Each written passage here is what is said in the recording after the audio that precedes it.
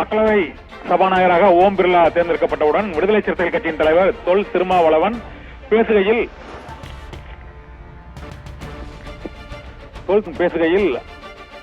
நாடாளுமன்ற வளாகத்தில் உள்ள மகாத்மா காந்தி மற்றும் இந்திரா காந்தி, ஜோதிபா புலே உள்ளிட்டோரின் சிலைகள் இடமாற்றம் செய்யப்பட்ட விவகாரம் தொடர்பாக அவர் பேசிக் கொண்டிருக்கும் போதே மைக் ஆஃப் செய்யப்பட்டது. இதற்கு இந்தியா கூட்டணி கட்சிகளின் எம்பிக்கள் கடும் எதிர்ப்பை தெரிவித்தனர். முதல் கூட்டத்தொடரிலேயே முதல் பேச்சிலேயே மக்களவை தலைவர் ஓம் பிர்லாவை வாழ்த்தி பேசுகையிலேயே எதிர்க்கட்சி எம்பிக்களின் மைக் ஆஃப் செய்யப்படுவது சரியான வழிமுறை இல்லை, நடைமுறை இல்லை என்று இந்தியா கூட்டணி கட்சி எம்பிக்கள் இன்று எதிர்ப்பை பதிவு செய்தனர்.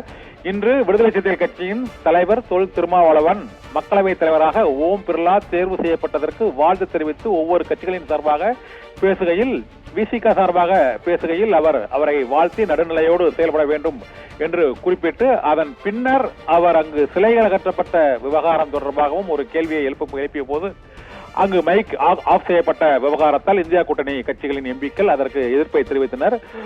மக்களவைத் தலைவருக்கு வாழ்த்து தெரிவிக்கும் போதே எதிர்க்கட்சி எம்பிக்களின் ஒலிபெருக்கிகள் அணைக்கப்படுவது ஆரோக்கியமான ஜனநாயகத்திற்கு வழிவகுக்காது என்று எம்பிக்கள் எதிர்ப்பு தெரிவித்தனர். ஆனால் ஒலிபெருக்கி அணைக்கப்பட்ட பின்னரும் திருமாவளவன் அவர் கூறிய கருத்தை அவர் பேசிக் கொண்டிருந்தார்.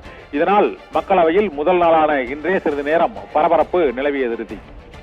விவரங்களை விரிவாக வழங்கியமைக்கு நன்றி கண்ணன்.